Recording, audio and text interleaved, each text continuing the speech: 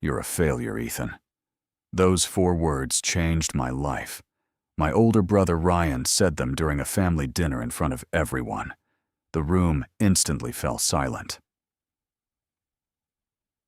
At 23, I was the disappointment of the family. I had dropped out of college, worked part-time as a delivery driver, and still lived in my parents' basement. Every business idea I tried had failed. Every plan seemed to fall apart. Ryan, on the other hand, was successful. He had a high-paying corporate job, a luxury apartment, and the respect of everyone around him. That night, after hearing his words, I left the dinner table and drove to a nearby lake. I sat alone for hours. At first I was angry, then I was hurt. But eventually, I admitted something to myself. Ryan wasn't completely wrong. I had dreams, but I lacked discipline. I talked about success more than I worked for it. That realization became a turning point. The next morning, I made a decision. Instead of proving Ryan wrong, I would focus on improving myself. I created a simple routine. Wake up early. Exercise. Work. Learn new skills. Repeat. Day after day. Month after month. While my friends spent weekends having fun, I spent mine studying digital marketing and business. After work, I watched tutorials, practiced new skills, and worked on small freelance projects. The progress was slow, painfully slow. For months, I earned almost nothing. But I kept going. Eventually, I landed my first client. Then another. Then another. A year later, I had enough work to leave my delivery job and focus entirely on freelancing. For the first time, I felt hopeful.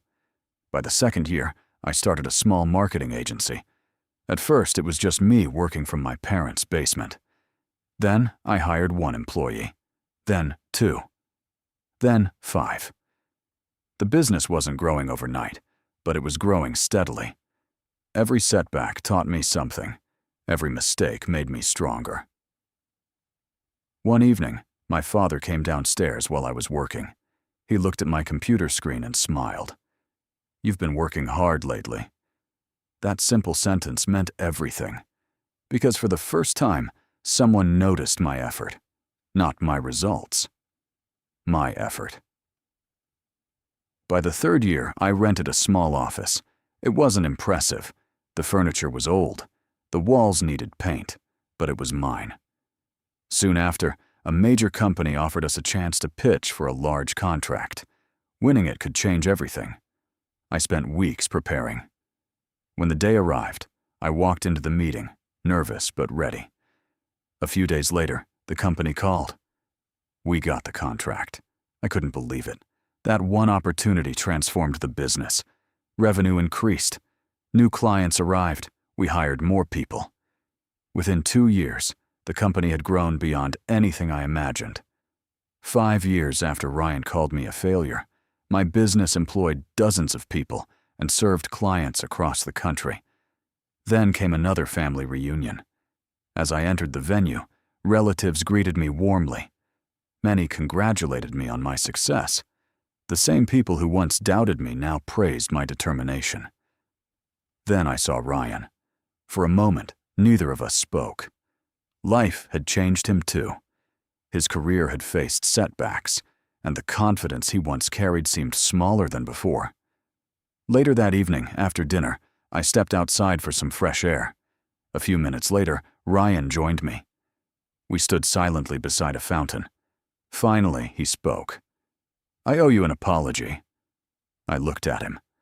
"When I called you a failure," he said, "I thought I was telling the truth." He shook his head. "But I was wrong." I remained quiet. Ryan sighed. "I judged you based on where you were, not where you were going." For a moment, neither of us spoke. Then he smiled. "You built something incredible." I smiled back. "It didn't happen overnight." "I know," he replied. "That's what impresses me." Then he said something I never expected. "I'm proud of you. For years, I had imagined that moment. I thought it would feel like victory. But it didn't. It felt like peace. because I finally understood something important. Success isn't about proving people wrong. It's about proving yourself right. It's about continuing when nobody believes in you. It's about showing up every day, even when progress is slow. Ryan looked at me and laughed. You know, I really thought you were going to fail. I laughed too. To be honest, I said. So did I. For the first time in years, we laughed together like brothers again. As we walked back inside, I realized how much life can change in 5 years. A person who looks unsuccessful today can become successful tomorrow. A setback can become a lesson. A failure can become a foundation. And sometimes, the people who doubt you the most end up becoming the most surprised by what you achieve. That night, Ryan was not speechless because I had money or a successful business. He was speechless because he had watched someone he once called a failure refuse to give up. And in the end, persistence achieved what talent, luck, and approval never could. It changed my life